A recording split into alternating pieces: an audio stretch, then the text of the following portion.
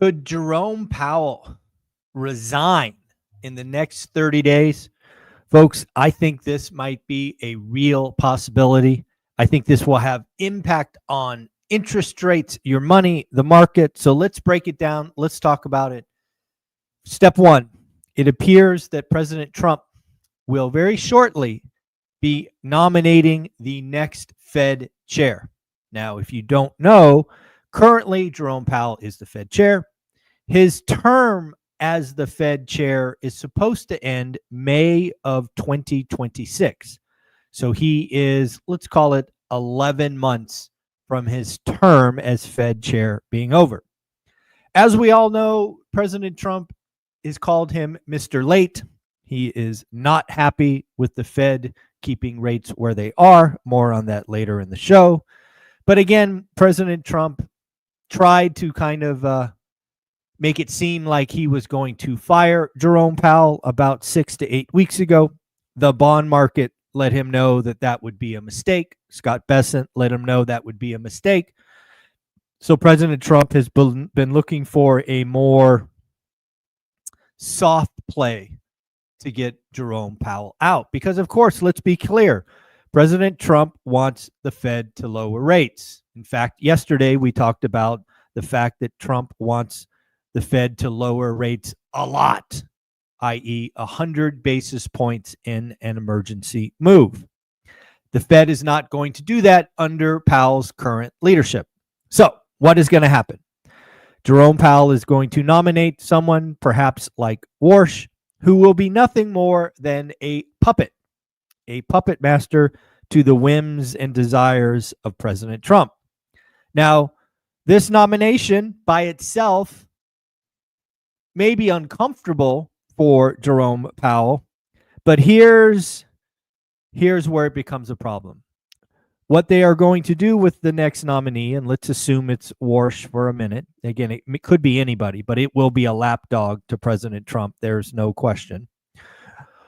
Warsh or whoever it is will be going all over the news networks every single day, Monday quarterbacking every Fed rate decision.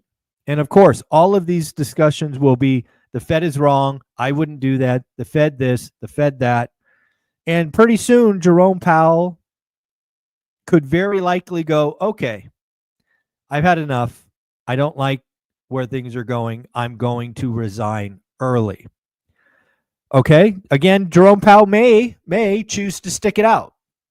It would be extremely uncomfortable, not a lot of fun, and frankly painful. I mean, like, why bother, right? Jerome Powell's already rich. He's already got, enough money to do whatever he wants, get on the speaking circuit. Why would he want to deal with this for 10, 11 months? But here's the problem. If President Trump were to execute this shadow Fed, and the shadow Fed will make the current Fed president resign, I suspect we will get the same result. The bond market will not like a Fed president who is a lapdog to the current administration.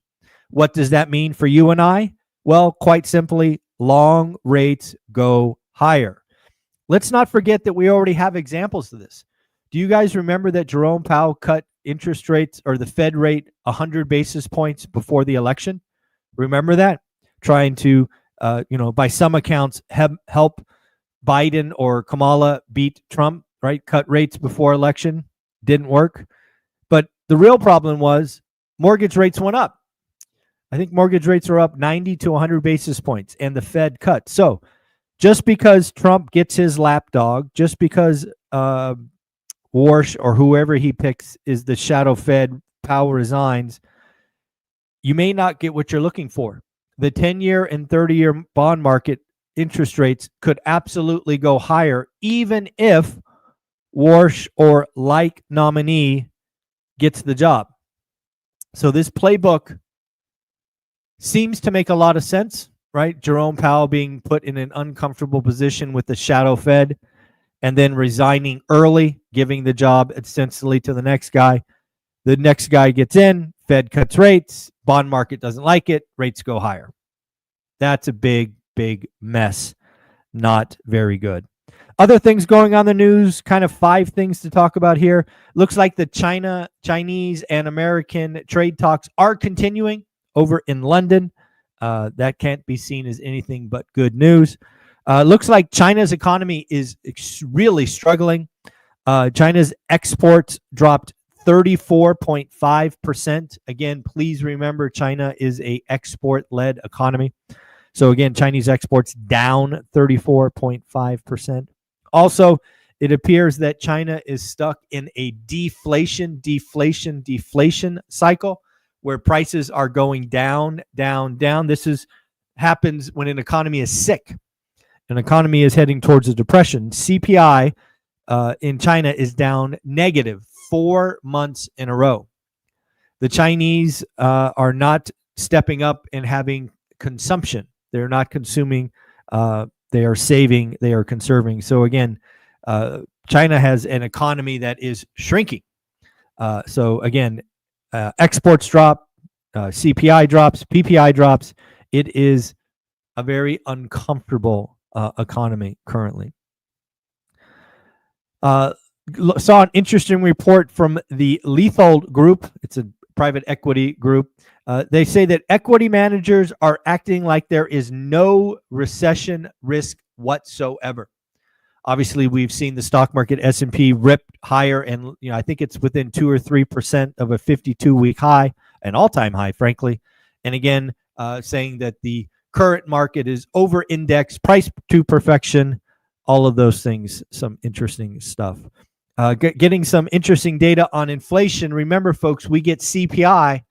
We get CPI this week, and as we talked about yesterday, CPI is expected to go up, not down, up, not down.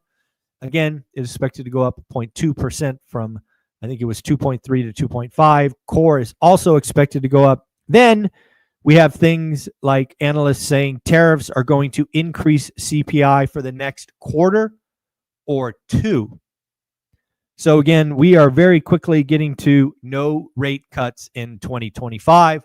This is, of course, one of my bold calls earlier in the year, and it is looking more and more likely. Again, I've been warning you about the next 3 months. This week is the first of the 3 months where even if we didn't have tariffs, CPI would look like it's going higher. CPI and inflation is only going to get worse for the next couple of months. It is a mathematical certainty, and just wait for all of the news networks to catch up. Morgan Stanley, I think somebody at Morgan Stanley must be watching this channel. Shout out to all the Morgan Stanley employees. They are now saying we are not expecting any Fed rate cuts this year. In fact, we expect inflation to pick up over the summer, i.e. the next 3 months. And then tariff impact in question. So again, Morgan Stanley has taken a lot of stuff you and I talk about daily and now made it their call. Don't know if you saw Ben Mala on the Iced Coffee Hour, but shout out the Iced Coffee Hour and Ben Mala. What is Ben Mala doing right now? I'm lowballing, baby. I can't really act. I don't have that smoker's throat like Ben does. I'm lowballing, baby. That's exactly what we do here. Again, remember, I call it disrespectful offers. Take your shot, follow up, go for it. Again, Ben Mala is trying to get active, but buying stuff cheap. That's what all of us should be doing in this environment, is seeking out motivated sellers who have to sell. Jeremy Siegel's out on CNBC today, again, saying the Fed has room to lower rates. Jeremy, what are you talking about, man? We're about to get 2 to 3 months of inflation increasing, and you want to cut rates into increasing inflation? Isn't that ass backwards?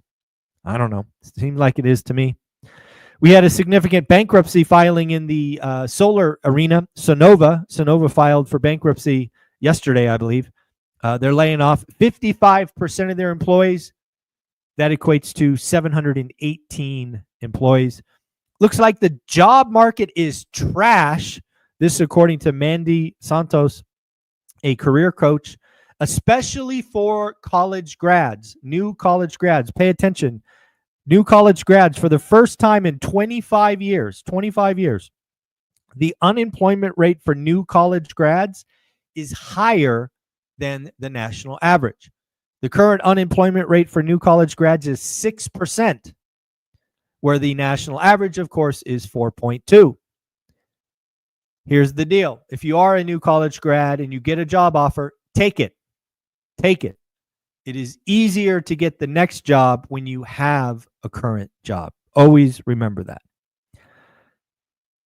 Just want to let you know that we did do 2 hours. We did 2 hours in the school community with Dion, Financial Talk, and Matt, the Lumberjack Landlord. That 2-hour video is only on school. Inside that 2-hour video, we talked about some stuff that we did not want to put out on YouTube for the masses. So we are keeping that inside of school. Again, if you want to be a part of these conversations, I look to invite people every Sunday morning. You can come and participate. I think we had 50 or so people on the show Sunday morning. We went for 2 hours. If you want to watch them on replay because you can't watch them, it's okay. If you are a school member, it is already loaded. And I sent an email out to you, or a comment. I sent out a comment with the link there. So again, we talked about lots of things. We talked about negotiating with motivated sellers. We talked about different markets like Orange County and others. We talked about when to go get private money. We talked about leveraging equity. We talked about the first 5 years sucking. Lots of people had great questions. Again, some very specific stuff we didn't feel like putting out in the world. So if you wanted to see it, you got to be a part of school. Again, school is 67 pennies a day. You get in school for one reason and one reason only. You are a wealth builder. You are trying to build wealth for you and your family. Our school platform is where wealth builders go to grow and network. You've got 6 or 7 different masterminds, accountability groups, free education, training, and access to millionaires. No better place to go. Join school today, one rental at a time. You won't regret it. What else do we got to talk about? Oh, let's talk about the dirty jobs number. So I was reading a bunch about Friday's jobs number, which again, on the surface looked good. It was a big beat, 139 on an expectation of 125. But as always, sometimes you got to go below the surface and look at the dirty numbers. Number one, 600,000 full-time jobs look to have been lost. Participation rate fell dramatically, thus canceling out the loss of jobs. And of course, they had the birth death adjustment, which added 199,000. So again, I think the Friday jobs number was, frankly, the best it could have been. It could have been a lot worse. In fact, it could have been negative.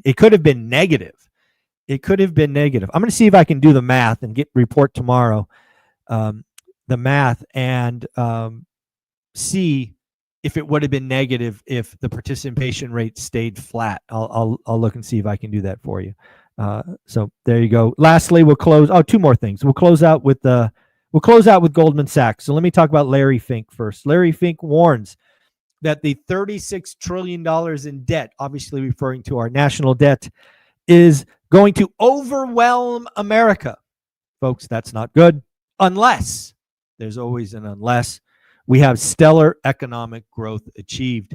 What I've seen from the administration with this big, beautiful bill is we have given up on cutting. Instead, we are going to try to create a growth-oriented framework and grow our way out of this. This is Scott Bessent's famous 3-3-3 strategy. Larry Fink is saying that's the only way out. And then finally, we'll close on Goldman Sachs as they have their new housing predictions. Everybody loves housing predictions. First up, mortgage rates. This is a significant change for Goldman Sachs. Goldman Sachs now says we will end 2025 with interest rates at 6.75. Call it, a quarter below where we are today. That is a significant move.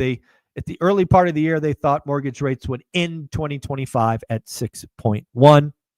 And then finally, home prices. Everybody wants to know home prices.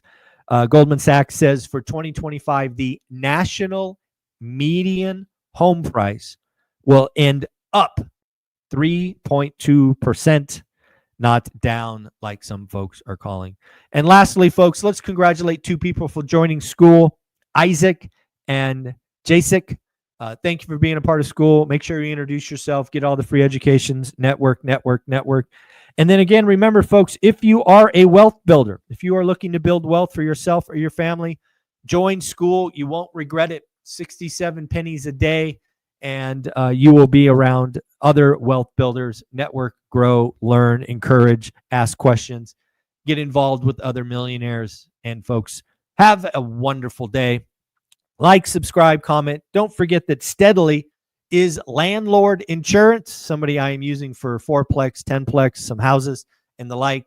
If you are a landlord and you just want to see what's what, go to the link in the description and see if they can help you provide better coverage at better rates. If you're brand new and you're building out your Excel spreadsheet, go get one of your addresses, put it in Steadily's online form so you have accurate numbers. Folks, take care of yourself. Have a wonderful day.